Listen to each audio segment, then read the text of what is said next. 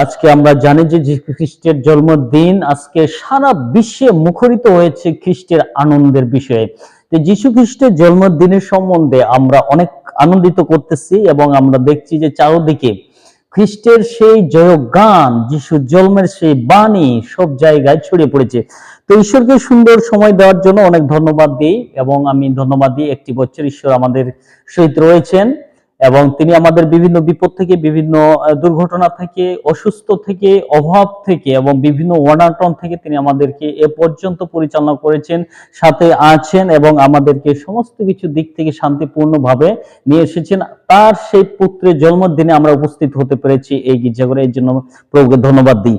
ধন্যবাদ দিই পাস্টরকে এবং অন্যান্য বিশ্বাসী ভাই বোনদেরকে ধন্যবাদ দিই। ঈশ্বর সত্যি আমাদের সকলের সহিত আছেন বিধায় আমরা আজকে কিন্তু ঈশ্বর আরাধনা করতে পারতেছি।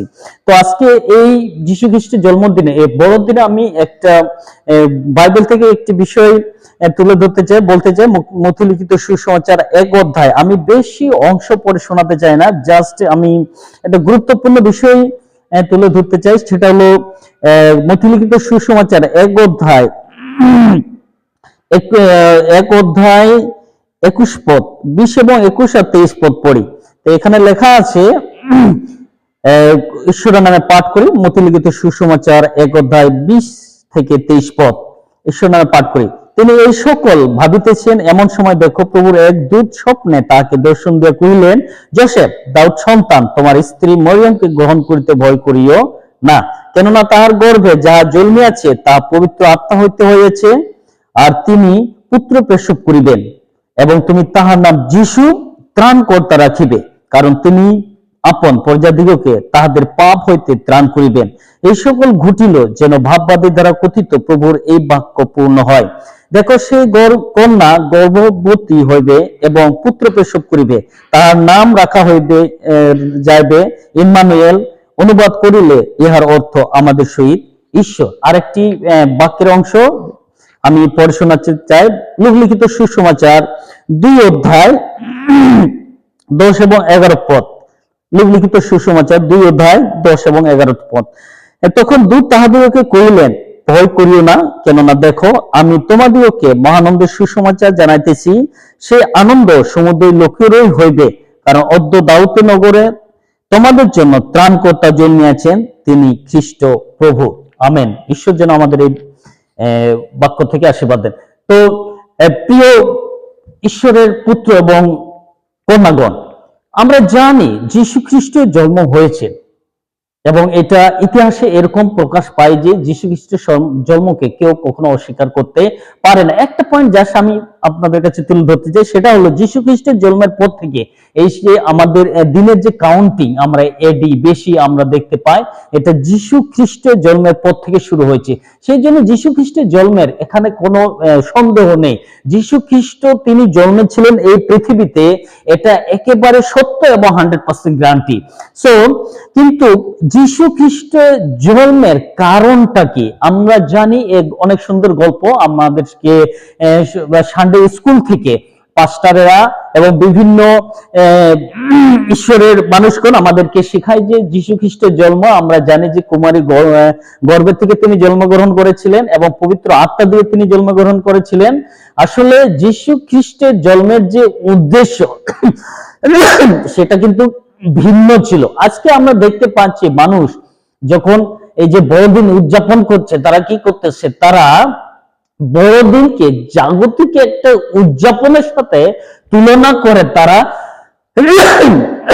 আনন্দ উপভোগ করতেছে।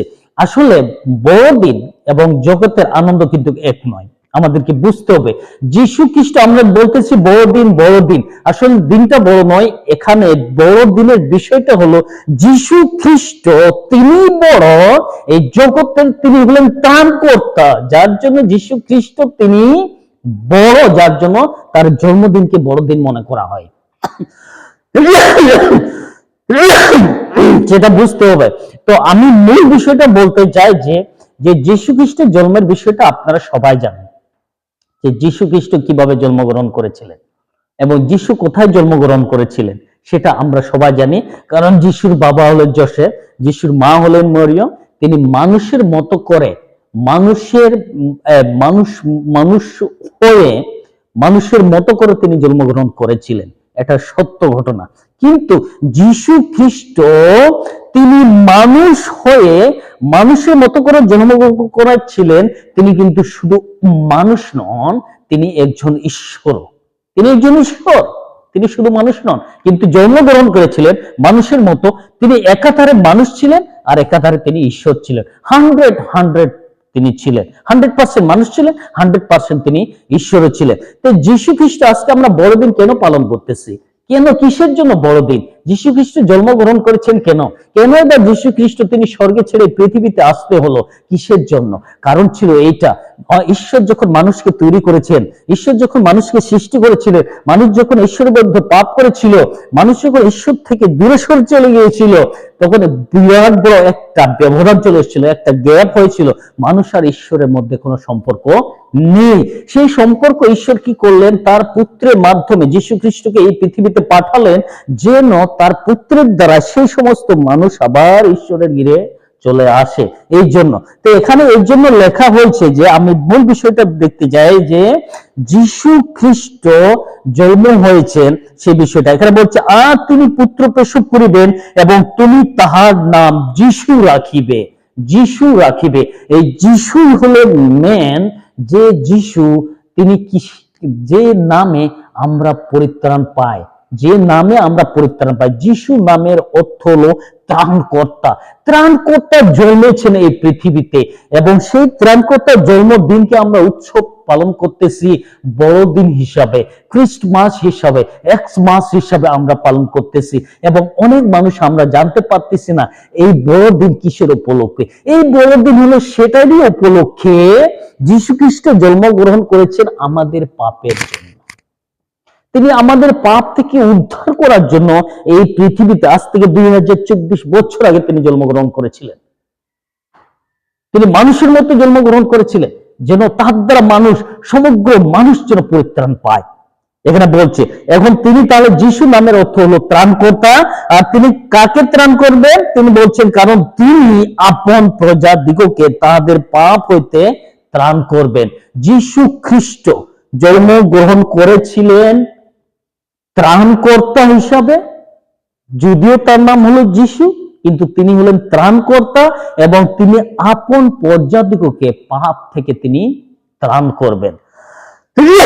এখন যীশু খ্রিস্ট আমাদেরকে মনে রাখতে হবে, বড়দিন পালন করার আগে যীশু খ্রিস্ট জন্মগ্রহণ করেছেন আমার পাপের জন্য, আমার পাপ থেকে ত্রাণ করার জন্য তিনি এই পৃথিবীতে জন্মগ্রহণ করেছেন। এবং দ্বিতীয় পয়েন্ট আমাদেরকে মনে রাখতে হবে, সেই যীশু 23 পদে বলছে, দেখো সেই কন্যা গর্ভবতী হইবে এবং পুত্র প্রসব করিবে, আর তাহার নাম রাখা যাইবে ইম্মানুয়েল। অনুবাদ করলে ইহার অর্থ আমাদের সহিত ঈশ্বর। দেখেন, যার নাম হলো যীশু, তিনি হলেন ত্রাণকর্তা, তিনি তার আপন প্রজাদিগকে পাপ থেকে ত্রাণ করবেন, এবং তাহারই নাম হলো ইম্মানুয়েল, যার অর্থ হলো আমাদের সহিত ঈশ্বর। সেই যীশু আমাদেরকে পাপ থেকে উদ্ধার করবেন, সেই যীশু আবার আমাদের সাথে সাথে থাকবেন, সেটা বলছে বাক্য বলছে। তাহলে যীশু আমাদের ত্রাণকর্তা, যীশু ইম্মানুয়েল তার নাম। দুইটা নাম আমরা এখান থেকে পাচ্ছি, যেখানে যেশায়া 7:14 পদে যীশুর জন্মের 700 বছর পূর্বে তিনি লিখেছিলেন, বলেছিলেন, এক কন্যা গর্ভবতী হইবে এবং পুত্র প্রসব করিবে, আর তাহার নাম রাখা যাইবে ইম্মানুয়েল, যার অর্থ হলো আমাদের সহিত ঈশ্বর। তিনি আমাদের সহিত থাকবেন, তিনি আমাদেরকে পাপ থেকে উদ্ধার করবেন, তিনি আমাদের সহিত থাকবেন। এটাই হলো আমাদের কাছে আশীর্বাদের বিষয়।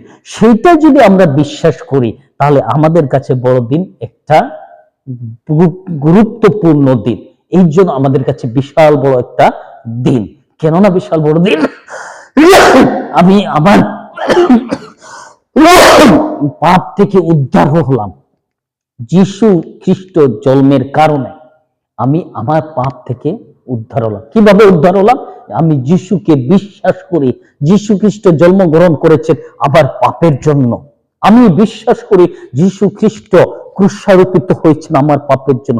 আমি বিশ্বাস করি যীশু খ্রিস্ট আমার পাপের জন্য তিনি কবর প্রাপ্ত হয়েছিলেন। যীশু খ্রিস্ট তিনি আমার পাপের জন্য কবর থেকে আবার তৃতীয় দিবসে তিনি পুনরুত্থিত হয়েছিলেন। সেই যীশু তিনি আমার আসবেন এবং আমাকে আবার নিয়ে যাবেন স্বর্গে।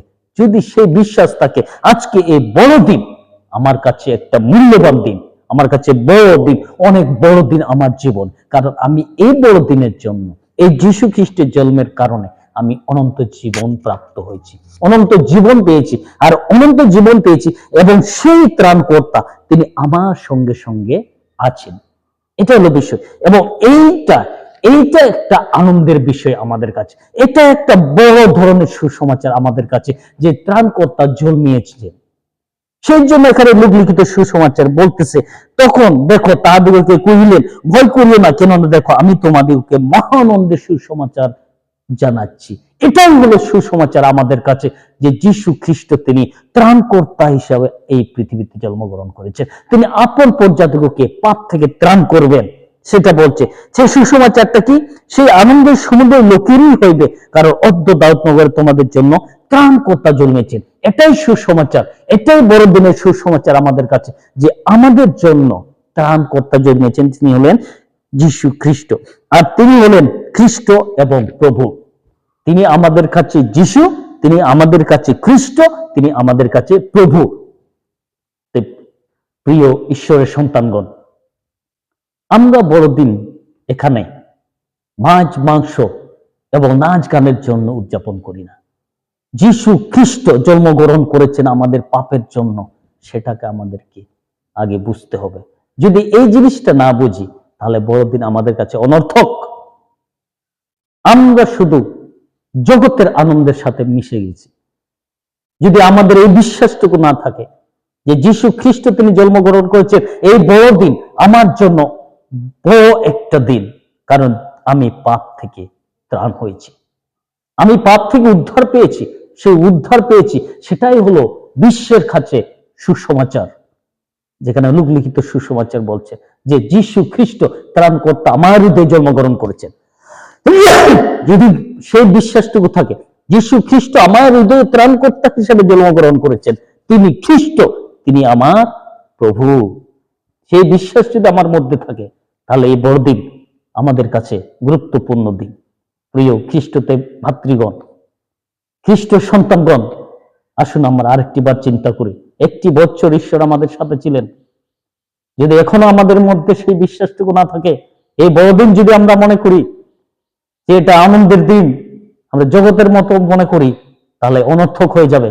যদি মনে করি যীশু খ্রিস্ট জন্মগ্রহণ করেছেন আমার হৃদয়ে, তিনি আমার পাপকে মুছে ফেলার জন্য, আমাকে পাপ থেকে উদ্ধার করার জন্য, আমাকে অনন্ত জীবন দেওয়ার জন্য, তাহলে এই বড়দিন আমাদের জীবনে এক শুভ দিন হবে। ঈশ্বর যেন আমাদের আশীর্বাদ করে, আমরা যেন সেই অনুভব করি যে ঈশ্বর তার পুত্র যীশু খ্রিস্টকে তিনি পাঠিয়েছেন আমার পাপ থেকে উদ্ধার করার জন্য। ঈশ্বর যেন আমাদের সবাইকে আশীর্বাদ করেন।